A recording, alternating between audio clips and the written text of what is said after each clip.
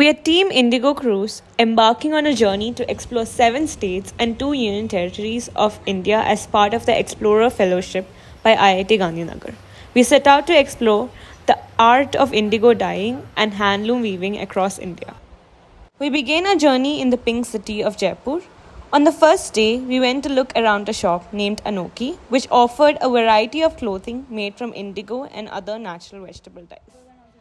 Next, we visited Bagru Dosaya Fab, where we observed block printing in action.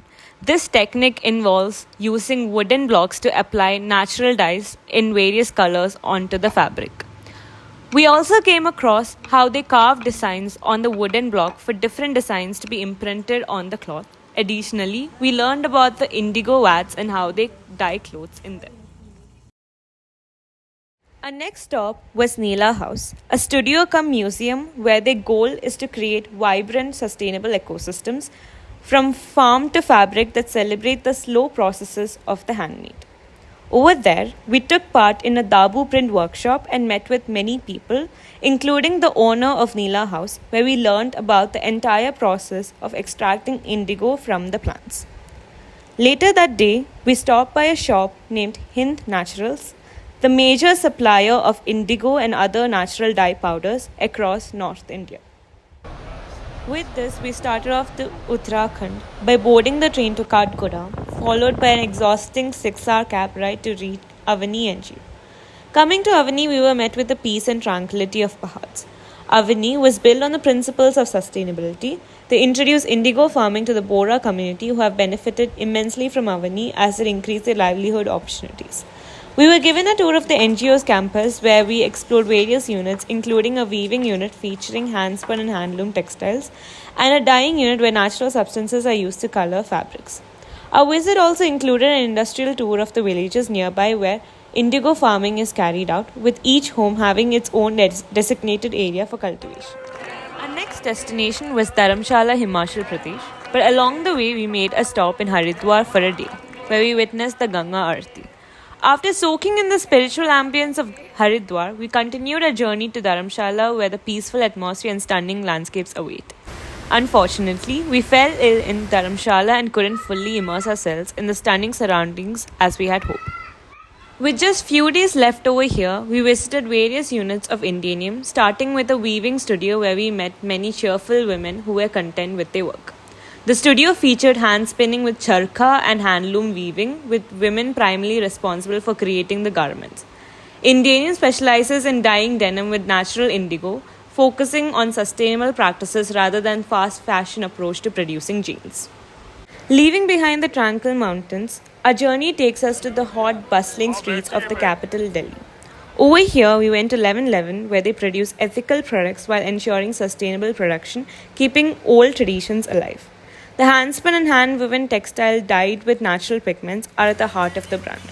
We witness units such as dyeing, which contains several indigo vats. We observe the process of dyeing clothes in these vats and a tailoring unit for designing the fabrics. After exploring the dynamic energy of Delhi, our journey now takes us eastward, a city renowned for its literary heritage, Kolkata. The first day went by visiting Tagore's home, Victoria Palace, and the Indian Museum, where we could see samples of dyes. Leaving behind the hustle of the city, a 3-hour train journey led us to a place of artistic serenity, Shantiniketan. Over there, we visited several artisans' workshops and observed the artworks. The first place we visited was where we witnessed Kanta embroidery and Bantik. We had the opportunity to meet with a textile PhD student from the Vishwa Bharati campus who amused us with his various works. Every detail of his work reflected a deep commitment to preserving and celebrating the cultural heritage of his craft. The next day, we visited a place where natural dyeing and handloom weaving are carried out in a home setting. The artisans produce exquisite textiles and sell their creations directly to the community. Our journey now takes us to the hills of the northeast, to the picturesque city of Shillong. On the first day, we visited Kiniho Studio, owned by Iba Ma'am, where clothes were naturally dyed and weaved at her home in Umdan village. The next day, we journeyed to the village of Umdan, where we met with a group of ladies from Iba Ma'am's family, performing different forms of work, a few of them in the dyeing and others in the weaving unit. They usually dye it with lac, which gives the cloth a pinkish peach color after dyeing. They even had a vat of indigo which produced a vibrant and lasting dye for their fabrics. The fabrics made over here are made out of Eri silk, which is the most famous in the northeast. After experiencing the serene beauty of Shillong, we now set our course towards the vibrant city of Guwahati, and from there we head towards the south, a city rich in history and known for its unique blend of culture and cuisine, Hyderabad. Here we met Bala Ma'am, a highly respected artisan who has received the President's Award and other prestigious honors, with many years of experience in her field. Her place includes a large weaving unit where intricate fabrics are crafted and dyeing units where vibrant colors are applied. In addition, there are dedicated areas for block printing and screen printing. After exploring the vibrant city of Hyderabad, we journeyed to the serene coastal town of Pondicherry.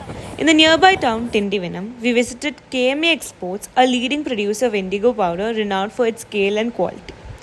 We then spent a day in Auroville at Upasana, a design studio crafting naturally dyed fabrics and working on community focused projects. Later, we explored To Be Two, a fashion brand with specialized units for dyeing, tailoring, and design. As our 45-day journey drew to a close end, we found ourselves back in Pondicherry, reflecting on our incredible experiences and diverse landscapes we had encountered. Each destination not only offered its own unique sights and memories, but also imparted us with valuable life lessons.